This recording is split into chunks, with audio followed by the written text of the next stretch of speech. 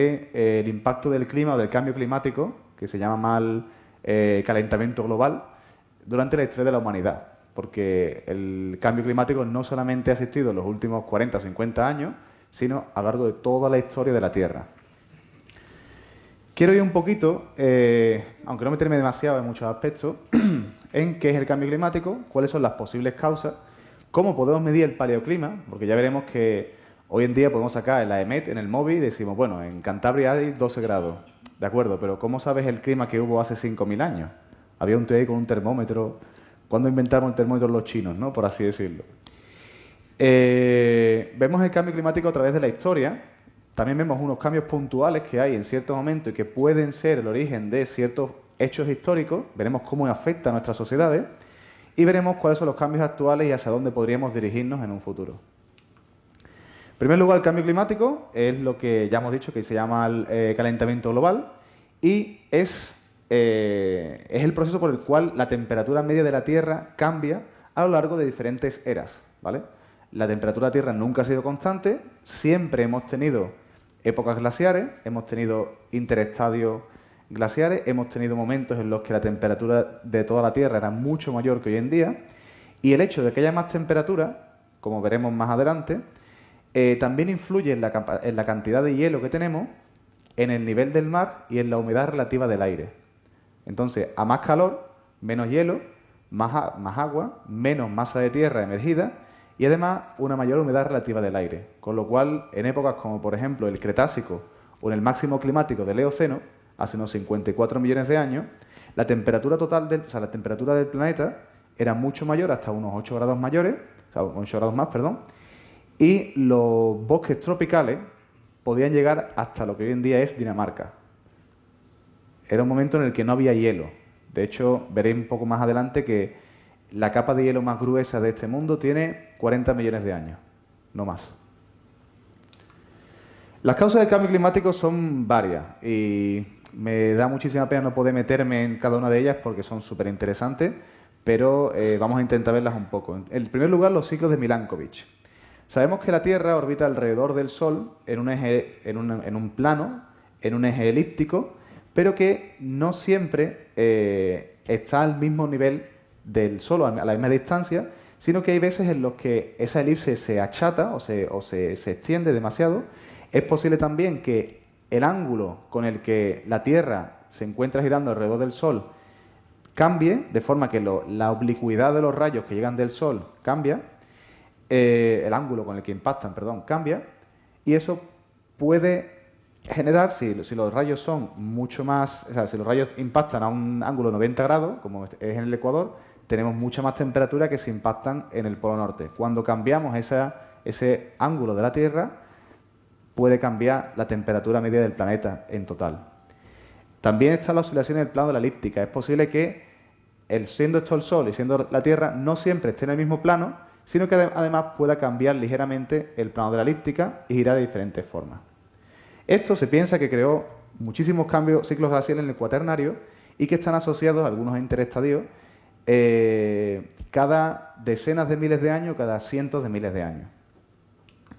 También tenemos variaciones en la actividad solar, es decir, podemos tener manchas solares, podemos tener llamaradas, puede que la cantidad media de rayos del Sol, de la luminosidad, de la luz que nos viene del Sol sea diferente, con lo cual la temperatura media puede estar también afectada por ello. También la posición de los continentes, es decir, el hecho de que tengamos diferentes corrientes oceánicas ha sido muy impactada en el pasado por eventos como el cierre del Estrecho de Panamá hace 2,5 millones de años, 2,8, 2 millones y medio, que empezó a crear la corriente termoalina que hoy en día tenemos entre el Atlántico Sur y el Atlántico Norte. Y también, por ejemplo, el cierre del Mediterráneo, que ya evitó la conexión entre el Océano Índico y el Océano Atlántico por el norte. También tenemos los gases de efecto invernadero, que ya conocemos. Si ya sabéis cómo va el efecto invernadero, cuando los rayos del Sol llegan a la Tierra, rebotan por la reflexión, y cuanto más gases de efecto invernadero hay, por así decirlo, yo intentaba explicárselo a mi abuela de forma que lo entendiésemos todo, y era como cuanto más densa o contaminada estaba la atmósfera, esos rayos volvían a entrar a la Tierra. Sé que no son los términos correctos, pero lo vais a perdonar hoy. Y finalmente es posible que tengamos un cálculo maravilloso de los ciclos de Milankovitch, cuándo está la Tierra en qué posición, sabemos cuándo son las manchas solares, podemos predecirlas, podemos incluso saber qué cantidad de, o sea, qué partes por millón tenemos de qué gases de efecto invernadero en nuestra atmósfera.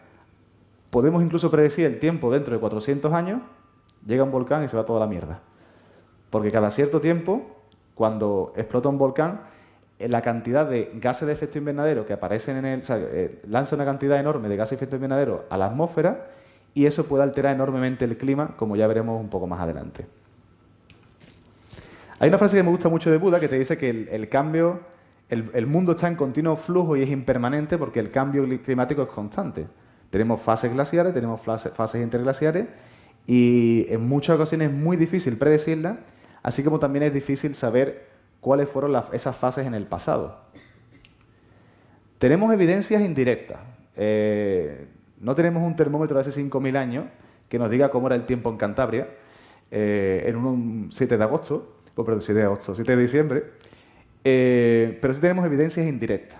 Es decir, hay unos núcleos de hielo en Groenlandia y en la Antártida en los que hay atrapadas burbujas de dióxido de carbono, de oxígeno. Podemos también tener atrapado polvo. Sabemos que cuanto más frío hace, cuando es una época glacial, hay menos nieve, el hielo se queda constante, hay menos deposición de nieve y se queda más concentrado. No solamente eso, sino que además cambian los niveles de dióxido de carbono, cambian los niveles de oxígeno y además, ya que hay menos humedad relativa en el aire, hay más polvo en la atmósfera. Con lo cual ese polvo llega hasta Groenlandia y llega hasta la Antártida y se queda en niveles atrapados... ¡Oh! Lo siento. Y se queda en niveles atrapados en el hielo, ¿no? Esto ocurre también con las espeleotemas, las estalactitas y estalagmitas, que el agua tiene gases y tiene polvo disuelto, y cuando se filtra, cuando empieza a construir las estalactitas y estalagmitas, se pueden ver cómo diferentes capas asociadas a diferentes épocas tienen diferentes concentraciones de soluto. Tenemos la dendrocronología. Cuanto más frío es un año, el tronco del árbol va a ser más pequeño porque no podrá invertir en tantos recursos para seguir creciendo, ensanchando.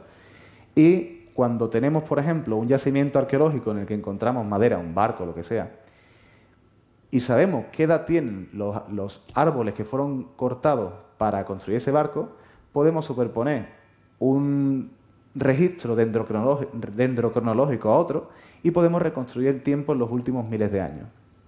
Y finalmente, otra evidencia que tenemos son los paleoisótopos. Esto es muy interesante porque es un cacao, pero os prometo que promete. Os prometo que promete. Cuando hay varios tipos de plantas, la C3 y la C4, que las C3 están más asociadas a ambientes un poco más cálidos, las C4 están asociadas a ambientes más áridos, por ejemplo, desiertos o incluso desiertos no solamente cálidos, sino también desiertos polares. Para que la planta pierda menos agua, estos poros por los que inhala el CO2, son los estomas, se cierran, ¿vale? Diferentes plantas tienen diferentes aperturas estomáticas, se dicen. Esto hace que el CO2 se acumule dentro de los estomas, dentro de los tejidos de las plantas, con diferentes proporciones de isótopos. Los isótopos más pesados se quedarán dentro de aquellas plantas que tengan un estoma más pequeño. Esa diferencia en la proporción de isótopos de carbono y de nitrógeno, entre muchos otros, también pasa a los herbívoros y también pasa a los carnívoros en toda la cadena alimenticia. De forma que yo puedo utilizar semillas, incluso polen, huesos de herbívoros de carnívoros de hace decenas o cientos de miles de años, puedo reconstruir un ecosistema de hace cientos de miles de años y puedo incluso verlo a lo largo de la historia. Ya finalmente tenemos una evidencia directa. Esto ya nos viene la mayoría de ellas son por seres humanos. Por ejemplo, ¿qué hace un dibujo de una jirafa o de un elefante en mitad del Sáhara hace 8.000 años? Hubo un tío que cogió, se hizo 3.000 kilómetros de desierto y pintó la jirafa en plan, me acuerdo que me encontré una en Kenia, pero ahora estoy en Argelia. Parece poco probable, ¿verdad? También tenemos documentos, tenemos un registro histórico bastante bueno de ciertos ciclos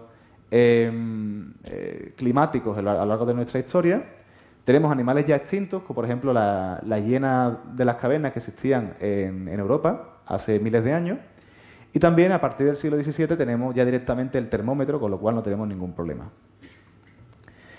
La escala geológica del ser humano es muy pequeña en comparación con todo el tiempo geológico.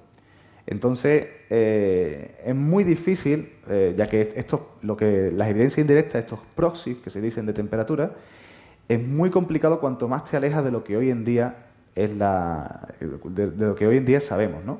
Entonces, cuando tiras hacia millones de años atrás, más allá de lo que era Groenlandia, pues tienes que buscar otra clase de isótopos, tienes que buscar otra clase de evidencia, y es muy difícil, por ejemplo, reconstruir el clima de hace 500 millones de años.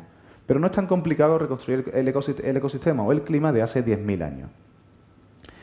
Hablando de tiempo humano, vamos a intentar arrancar con la historia de cómo el cambio climático impactó a nuestra especie, y arrancamos en el último máximo glaciar, hace unos 20.000, 19.000 años, y el interestadio Bolling-Allerød. Si hay algún noruego en la sala me va a tener que perdonar que no pronuncie la O como O, pero bueno. Esta época es muy interesante porque existía un casquete polar enorme en Canadá, que ocupaba toda Canadá, lo que actualmente es Canadá, y también en el norte de Europa. Imaginaos que la tundra llegaba en aquel tiempo hasta el sur de Francia, incluso hasta Cantabria. Y en aquel tiempo, al haber más glaciares y está el agua congelada, el nivel del mar bajaba, con lo cual partes que hoy en día están llenas de agua, en aquel tiempo eran puentes de tierra que permitían a los animales o a los seres humanos moverse de un continente a otro. Es en esta época cuando los primeros seres humanos llegan desde Siberia hasta la zona de Alaska, que es lo que llaman en aquel tiempo Beringia, y cuando se descongelan las grandes placas de hielo, pasan hasta América. Fue la colonización de América hace unos 14.000, 12.000 años, más adelante. En aquel tiempo tenemos un ecosistema que es muy interesante, que ya está extinto, ya no existe este ecosistema, y las condiciones actuales del planeta no es por culpa nuestra, no se pueden repetir. Es la estepa de mamut. Hoy en día, en lo que es grandes extensiones de Siberia, hay lo que se llama el permafrost. Eso es una capa de hielo que está siempre, o sea, permanentemente congelada durante todo el año por debajo de la tierra. Eso impide que los árboles, por ejemplo, enraicen y que busquen nutrientes en el subsuelo.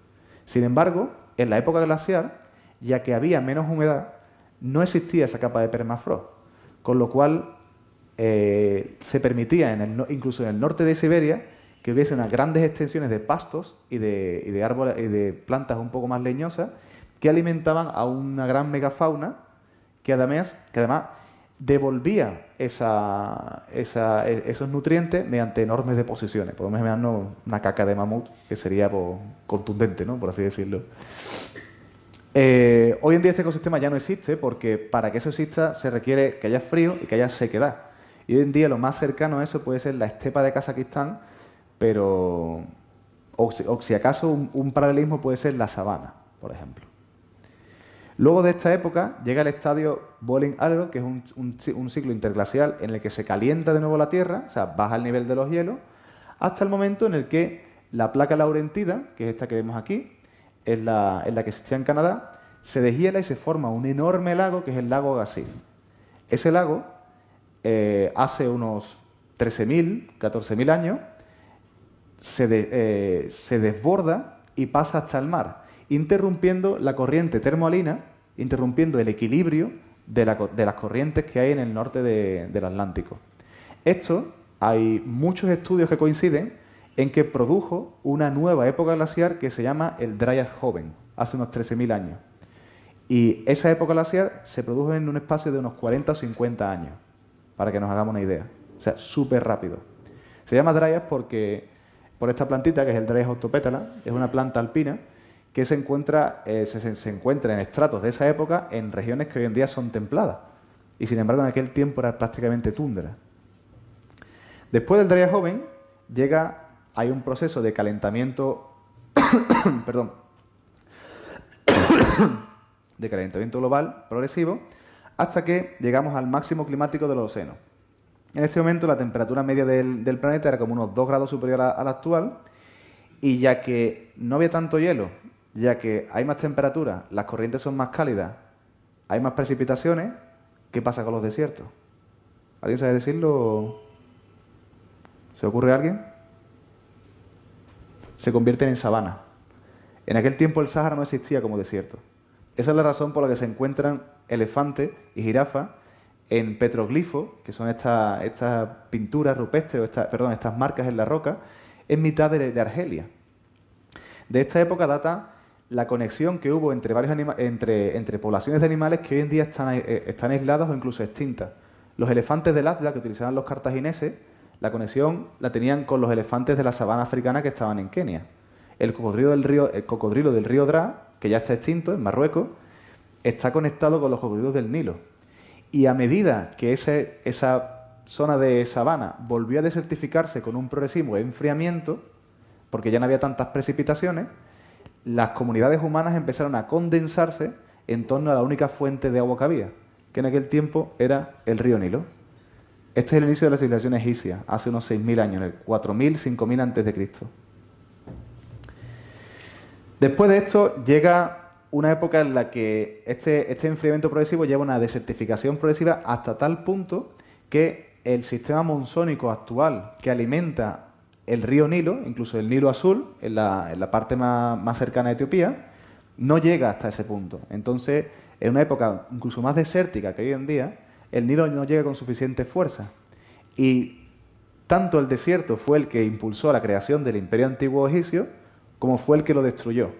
Porque en un imperio centralizado en el que el faraón, que es la máxima autoridad política, tiene además la responsabilidad de hablar con los dioses para darle agua y comida al pueblo egipcio, ¿qué pasa? Su legitimidad ya como poder no existe. Entonces llevó a la caída del imperio, llevó a la guerra, hambre, muerte, destrucción, en fin, podéis imaginar el momento apocalíptico del antiguo Egipto. Y ocurre, o sea, hay incluso testimonios de ciertos no monarcas, o sea, virreyes de diferentes partes de Egipto, cuando cae el imperio, sobre cómo hay incluso momentos de canibalismo entre la población. De esta época datan lo que se llaman las motillas, que son una especie de construcciones que están aquí en la península ibérica. Esta es la motilla de Azuer, el tabla de Miel, que son construcciones que se forman para evitar la evaporación del agua. Entonces, la cultura de la motilla son poblados que se desarrollan alrededor de enormes pozos de agua que alimentan a toda la población.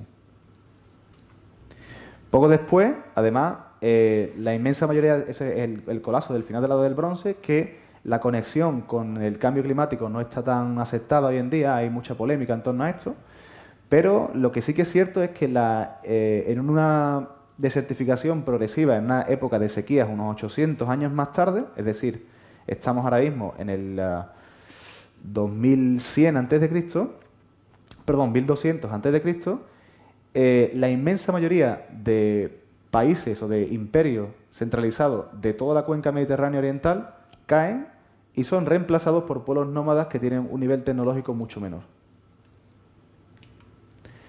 Poco después de esto, llegamos al óptimo climático romano. Es una época en la que se llama óptimo climático, pero realmente tenían como una temperatura actual o incluso medio grado superior a lo que tenemos hoy en día. Y hay testimonios sobre cómo se podía plantar vino en regiones en Italia en las que hoy en día no se planta, y cómo incluso algunos ciclos de tormenta un poco extraños e inesperados, se cuenta cómo, por ejemplo, destruyeron la flota romana durante la Segunda Guerra Púnica contra los cartagineses, y cómo en algunos mosaicos tenemos animales africanos que hoy en día solamente se encuentran en la sabana. Poco después de esto ocurre la pequeña edad de hielo de la Antigüedad tardía, en el 535 después de Cristo. Esto se produce por la explosión del volcán Ilopango en El Salvador. Mete un explotío, llena el cielo entero de ceniza y durante un año no hay prácticamente sol. No se ve el sol, está oculto bajo una capa de niebla y de polvo y de rojo, ¿no?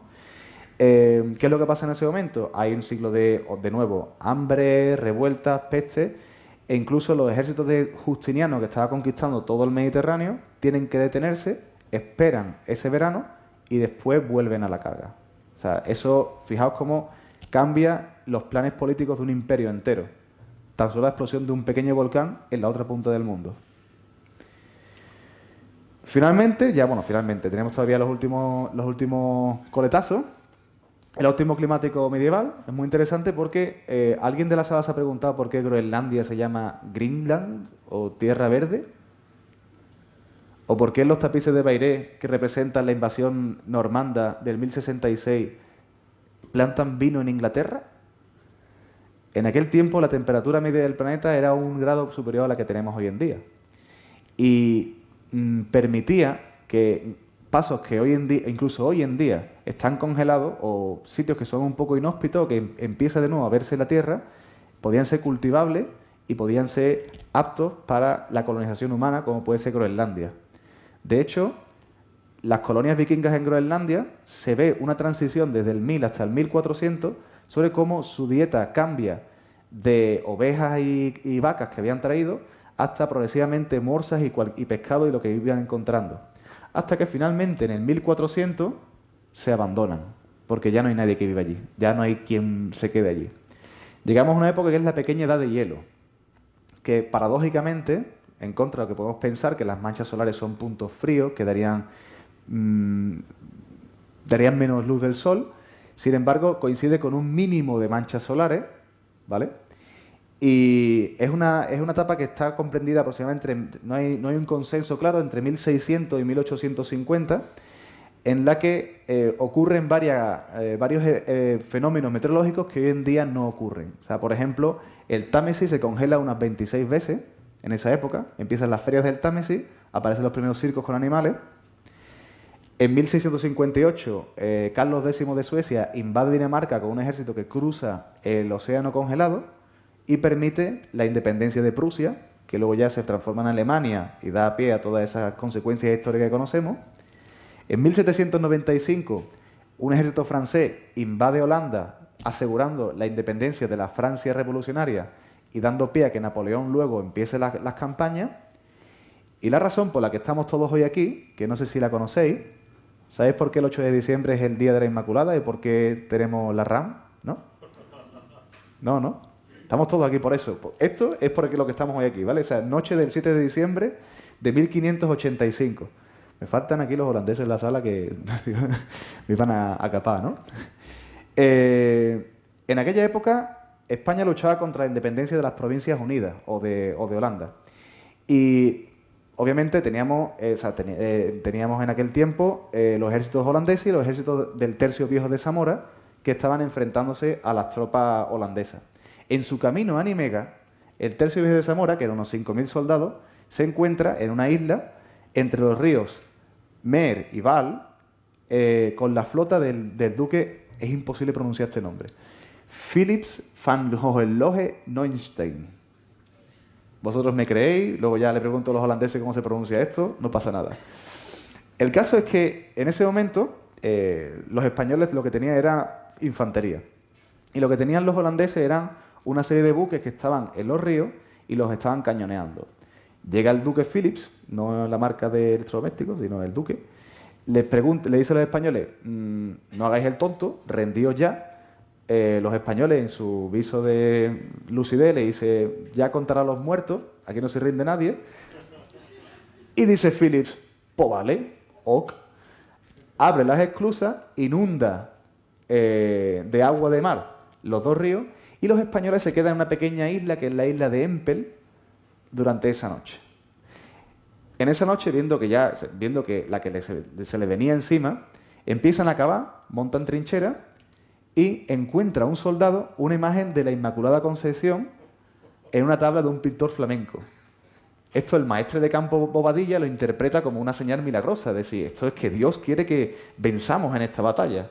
De forma que le pide a sus soldados que recen todo lo fuerte que puedan y que luchen todo lo fuerte que puedan.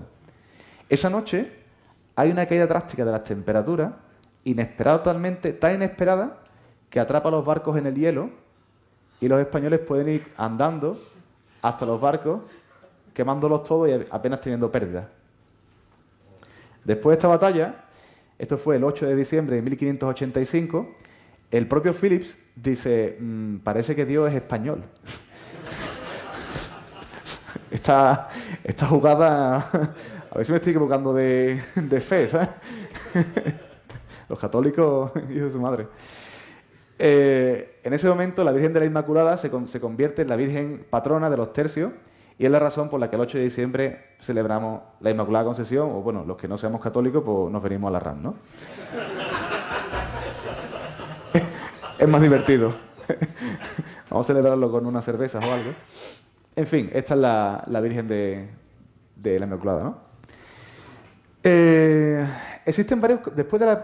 durante toda la historia ha habido como cambios puntuales, ¿no? Algunos de ellos tienen como una conexión un poco más fácil y otros un poco más difícil, ¿no? Lo que no se duda es que cada vez que explota un volcán se llena el cielo de ceniza y te produce un año sin verano, es lo que se dice. En el 1600 explota el volcán Huayna Putuna en Perú. Hay una posibilidad de que eso esté conectado con las hambrunas de Rusia de 1601 y con la invasión polaca. En 1816 explota el Tambora en Indonesia, se produce el año sin verano. Esto es una medición de las caídas de temperatura. Cuanto más sur, más frío, ¿vale? Hasta 2 grados menores de lo normal, de la temperatura media fijaos cómo la diferencia de 1 grado o 2 grados es crucial, media, durante todo el año. Esta es una pintura de Will Turner, de 1816, que es el canal de Chichester, creo que lo que representa ahí. Se ve como los cielos están naranjas. En 1883 explota el Krakatoa. Y hay algunos autores que relacionan los cielos anaranjados del grito de Edvard Munch con cómo era el cielo en aquel momento. Es una interpretación, podemos decir que es una especulación, porque, claro, interpretar el arte siempre es complicado, ¿no? Hasta qué punto es pictórico, ¿no? Lo que sí que sabemos es que en 2011 el Eyjafjallajökull, si sois capaces de decirlo 10 veces, explota otro volcán. La explosión de ese volcán en Islandia produjo un corte de vuelos en toda Europa y hizo perder a la industria aeronáutica unos 2 billones de euros aproximadamente. Fijaos que un volcán, incluso pequeñito, puede tener consecuencias drásticas en la economía. Hay también un cambio puntual, me he intentado enfocar en este cambio, pero, o sea, un posible efecto de cambio climático, pero que no está relacionado con ningún volcán, que es la sequía de Siria entre 2005 y 2010, en la que ya hay varios estudios sociológicos y políticos. Este es el mapa de cómo la sequía afectó a esa región. Y te habla de cómo, o sea, estos estudios sociológicos y políticos te hablan de cómo esta sequía pudo haber impulsado a muchas comunidades rurales hacia las ciudades, incrementando la presión social en un momento en el que no había tantos recursos, no había tanta agua ni tanto trabajo para la gente, incrementando el malestar social e iniciando la guerra civil de Siria. O sea que las consecuencias del cambio climático pueden ser muy, muy, muy serias. Actualmente tenemos una etapa de calentamiento global general, hay una tendencia de calentamiento global desde la edad industrial, desde 1800 a 1950. Gran parte, o sea, muchos de los glaciares se están deshelando, también en los casquetes árticos, está aumentando el nivel del mar. Esto se está observando ya en estados insulares como Kiribati, Maldivas, las Seychelles.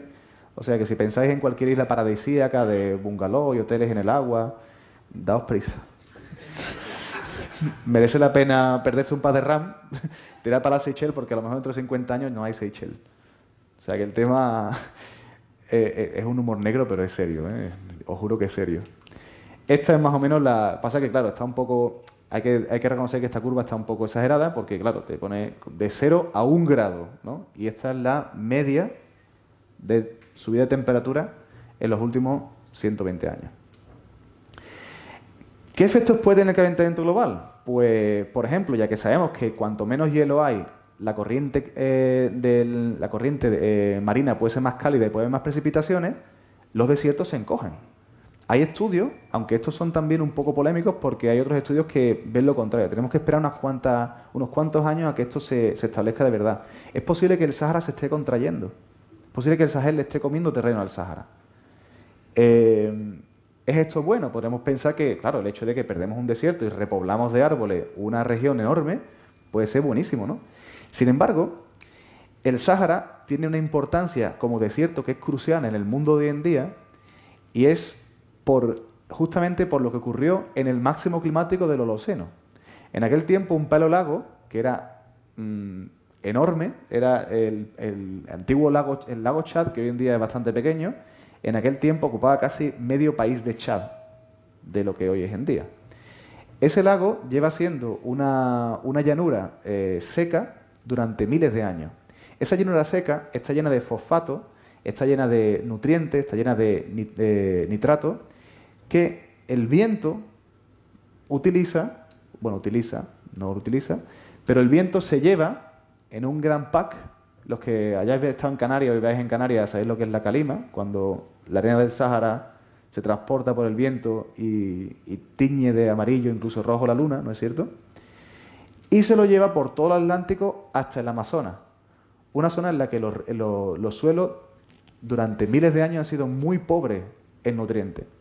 Si el Sáhara aumenta la humedad, el polvo se sedimenta y se queda quieto, puede que el Amazonas no reciba tanto fertilizante gratis anualmente como recibe hoy en día. Entonces las consecuencias pueden ser bastante importantes, ¿no? Y luego otro, lo que hemos hablado antes, que como la corriente termalina, cuando en épocas pasadas, como justo antes del Dryas joven, la entrada de una enorme masa de agua dulce en la corriente termalina del norte del Atlántico Norte, produjo una nueva edad glacial en un espacio de 40 o 50 años. Entonces, existe la posibilidad de que el calentamiento global lleve a un enfriamiento global. Entonces, los modelos que tenemos hoy en día no son capaces de saber con certeza si esa tendencia va a ir hacia mayor calentamiento o hacia mayor enfriamiento. Lo que sí que parece probable es que no vamos a quedarnos como estamos hasta ahora. La siguiente pregunta es, bueno, vale, Carlos, ya sabemos que va a haber un cambio, ya sabemos que o aquí va a ser o mucho calor o mucho frío, aún no lo sabemos, no sé si sacar la camiseta o la rebequita de lana, y qué es lo que puedo hacer en el evento en que el mundo se transforme por un cambio climático, ¿dónde puedo meterme? Pues decirle a vuestros hijos, si hay calentamiento, que se vayan comprando una parcelita en Siberia, porque según algunos modelos, estos son unos mapas que se han hecho, o sea, son simples, no son ni siquiera predicciones, son un poco especulaciones, pero son especulaciones muy interesantes sobre cómo algunas regiones de la Antártida empezarán a ser habitables dentro de unos 50 años e incluso el norte de Groenlandia. Lo que pasa es que aguantar allí 8 meses de noche, eso no te lo quita nadie. Bueno, el que quiera que lo coja.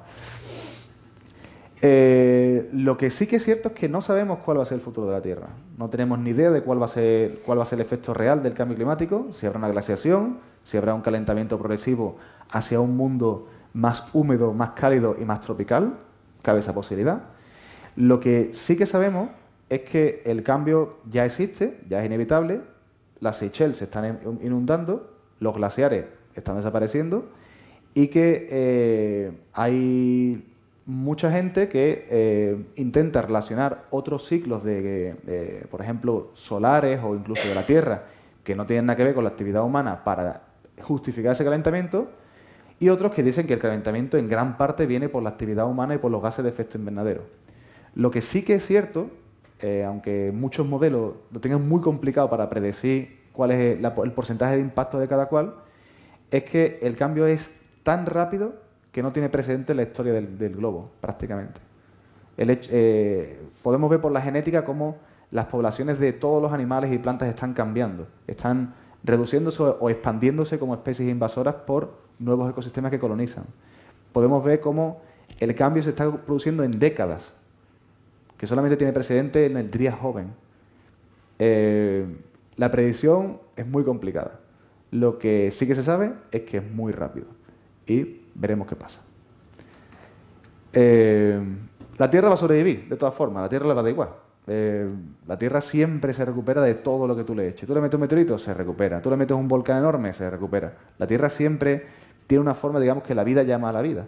Sin embargo, lo que no es cierto ni seguro es qué pasará con nosotros y si viviremos, posiblemente sí, pero la pregunta es cómo viviremos. Nada, muchas gracias.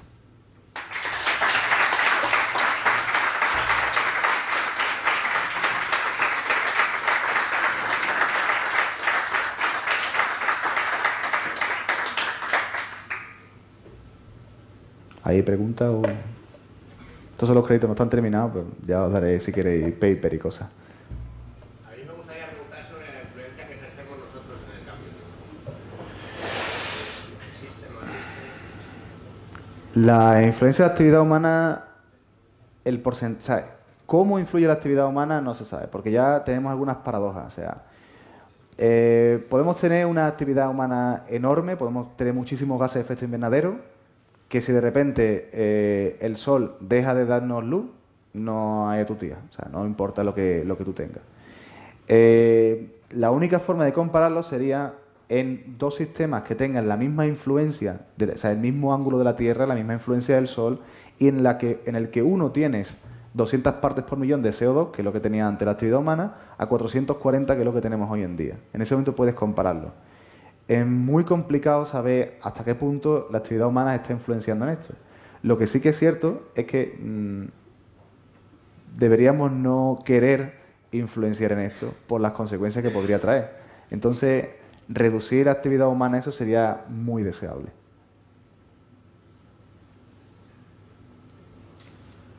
Dentro del futuro del clima que has... No, sí. Sí, ¿me importa?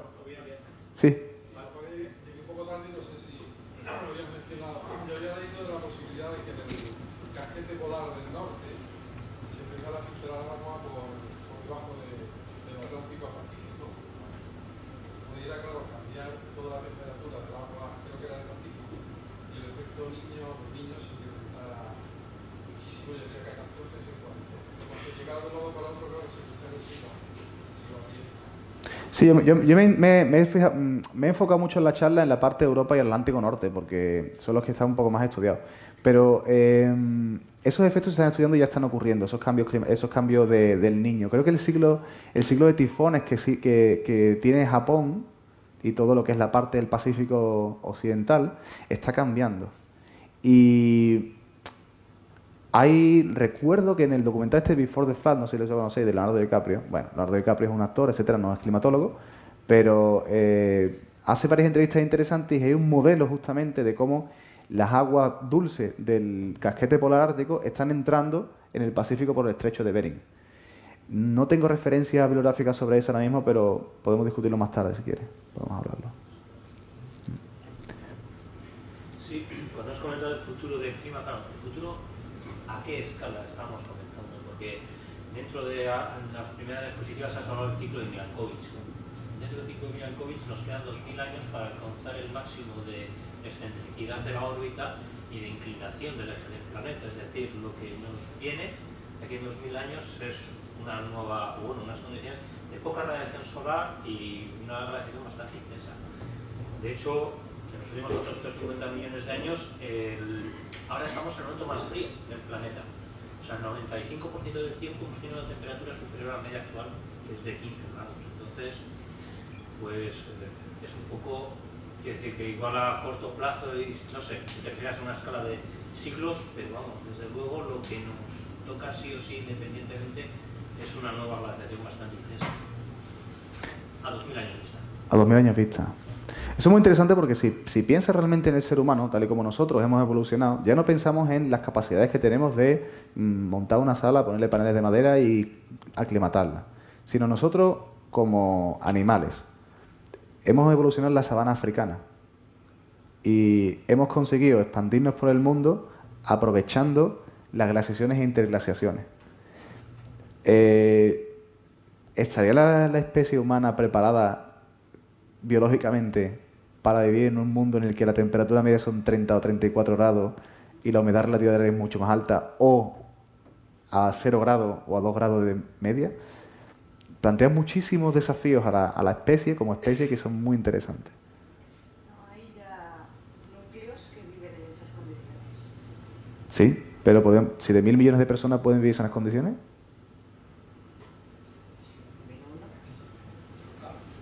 ¿Cuál es la población de los inuits o de los masái? Estaríamos hablando de que el clima de esas zonas se extiende a más franja de tierra, ¿no? Sí. Luego cabeza de... 7.000 millones de personas. ¿Podríamos alimentar 7.000 millones de personas con ballenas y morsas? Bueno, la humanidad ha sido una historia de adaptación en los últimos miles de años a las condiciones climáticas ilusorio a día de hoy considerar que los humanos tenemos cierto impacto en el clima, es posible que sí, pero considerar que somos capaces de regular el clima de nuestro planeta como el clima, el aire acondicionado de nuestro automóvil, creo que también me parece bastante ilusorio. Sí, porque es realmente el impacto climático es tan... Las consecuencias, es un sistema tan caótico que es muy complicado saber exactamente qué influye en qué, ¿no es cierto? Claro, entonces lo más sensato es lo que hemos hecho siempre, que es adaptarnos. Un incremento, por ejemplo, del nivel del mar implica mayor superficie de los bordes de los continentes, en los cuales se desarrollaría más vida y tendríamos, por ejemplo, mayores reservorios de pescado, de peces.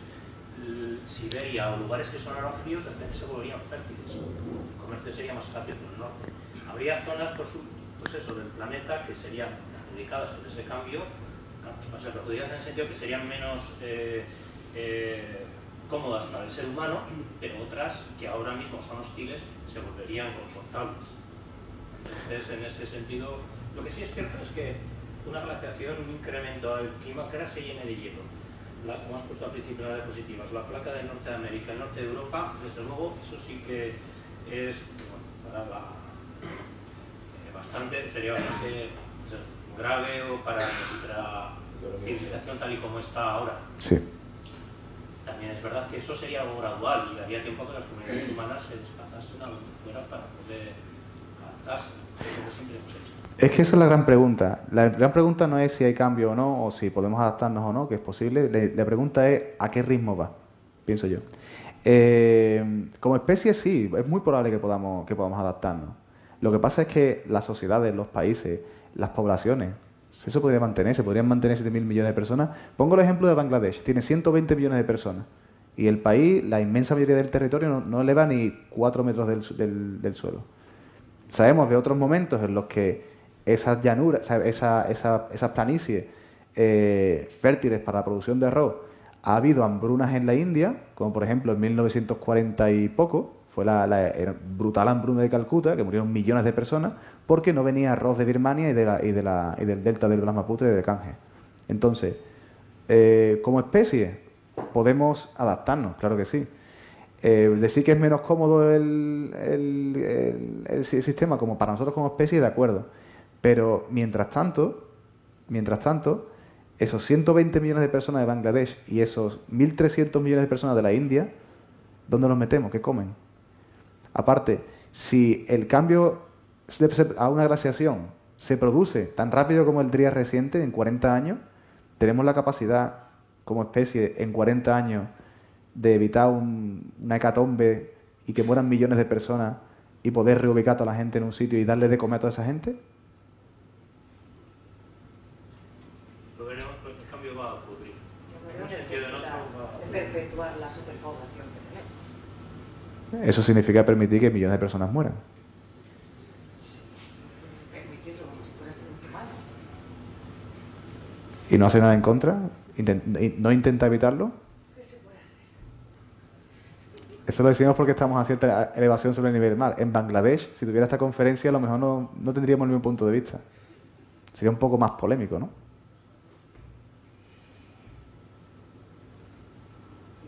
O en Holanda. O en Holanda también. Que vea que el cambio le perjudica, se irá a donde no le perjudique y allí se tiene que cargarse los que están allí para ocupar su lugar. Pues, A eso me refiero. Una posible consecuencia sería el fin de muchos derechos sociales o incluso de sociedades enteras. Claro, pero es que la comodidad con la que vivimos es porque la naturaleza nos la permite. Hasta que deje de permitirla. Si deja de permitirnosla y ya no puedes ser tan amable y tan comprensivo con otros, no puedes. Pero no es solamente tan amable y tan comprensivo como otros. Pensemos una cosa. En la expansión neolítica, la población mundial se estima, bueno, algunos arqueólogos estiman que puede ser de unos 400 millones de personas. 400, estoy pasando, unos 200 millones de personas. Eso es uno de cada 30 personas actuales, uno de cada 35 personas de ahora. Es decir, que 34 de cada 35 personas tienen que morir para que el sistema sea viable para el resto. Eso plantea preguntas éticas también, bajo mi punto de vista.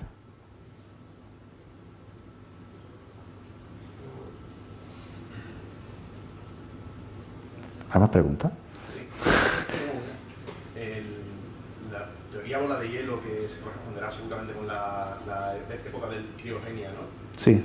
¿Se sabe por qué es causada? Porque yo no sé si he entendido bien el tema del ciclo de Milankovitch, que el ciclo de Milankovitch, tal como se ha aplicado el funcionamiento, causaría glaciación quizá en un hemisferio, pero no en el otro, ¿no?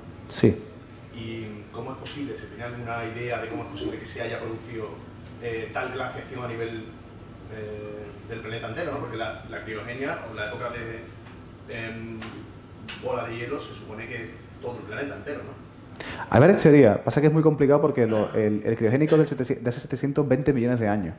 Y en aquel tiempo hay poco suelo, pocos estratos que estén tan bien conservados que podamos estudiar con certeza lo que había. Hay una teoría que dice que en aquella época empiezan las plantas fotosintéticas, empiezan a fijar oxígeno, empieza a alterarse el ciclo de la reacción de producción de ozono o de producción de oxígeno gas, y también empieza a fijarse mucho más CO2 que estaba en la atmósfera. Según esta teoría, cuando había una gran capa de CO2 en la atmósfera o una proporción mucho mayor de CO2 en la atmósfera era mucho más cálida. Al reducir drásticamente eso, producir mucho más oxígeno, perdón. Y además, cuando estas algas fotosintéticas produjeron tanto oxígeno que era tóxico para las bacterias anaerobias que formaban los estromatolitos, encima eso les dio muchísima más ventaja, es decir, que un grupo de microorganismos reemplazó a otro intoxicándolo, básicamente. Como un pino que suelta las aguas al suelo y intoxica todo lo que hay alrededor y solamente crece el pino. De forma que ese proceso es mucho más rápido, mucho más grande, mucho más rápido y mucho más a escala global, hasta que finalmente ese desequilibrio produjo el criogénico. No me quedan tan claras esas causas y es como una teoría que tienen, pero... Me gustaría, sí. lo que acabas de comentar, efectivamente, la vida antes de los 700 millones, bueno, que apareció, pues produjo ese oxígeno, disminuyó también la cantidad de CO2. Luego también ese oxígeno, otra cosa que hizo fue interactuar con el metano también en la atmósfera. Había bacterias metanogénicas que liberaban ese metano, que es un gas también con poderoso efecto invernadero. En aquel tiempo, pues el metano estaba 10.000 años, miles de años. Hoy en día, en 10 años es capaz de degradarse en combinación con oxígeno. En conclusión, o sea, en corto, además de bajar el CO2 porque fue fijado por la actividad biológica, también el oxígeno hizo disminuir muchísimo también el otro gas invernadero que fue el metano. Y luego además hay una cosa, en aquel tiempo la radiación solar era un 3% inferior a la que es actualmente, es decir, el Sol también, cuando comenzó el planeta, que era un 6%, 12%, todo un 6% menor, ahora tenemos más calor. Quiero decir que en aquella época, pues eso, menor radiación solar de nuestro planeta, combinado con que dos gases de efecto invernadero, como el CO2 y el metano, desaparecieron debido a esa liberación de oxígeno de la vida. Es decir, unas condiciones que, bueno, posiblemente en el futuro no se vuelvan a repetir porque ahora la radiación solar en todas las cosas es mayor y ya el oxígeno está equilibrado con el resto de los gases. Con lo que has dicho sobre la historia de la humanidad en conexión con el calentamiento global, ¿hubo una fase, era un problema que realmente estaba en todo el mundo o hay una parte del mundo donde se dice que más o menos se mantuvo estable durante el tiempo? Son efectos localizados. Algunos de ellos son globales. La última glaciación, la última gran glaciación de hace unos 19.000 años, 20.000 años, el máximo pico, sí que era un efecto global. Sin embargo, el día reciente, hay unos informes que dicen que en el sur de Sudáfrica y en el sur de Sudamérica había más calor. O sea que era más localizado en lo que es el Atlántico Norte, todo lo que es Canadá y Europa. Y posiblemente en el hemisferio sur no fuese un impacto tan grande, sino todo lo contrario. Entonces, hay muchos estudios que hacer todavía. Y los proxies, algunos son muy buenos, algunos son muy finos, podemos saber qué pasó, pero en otras regiones del mundo es más complicado. Gracias.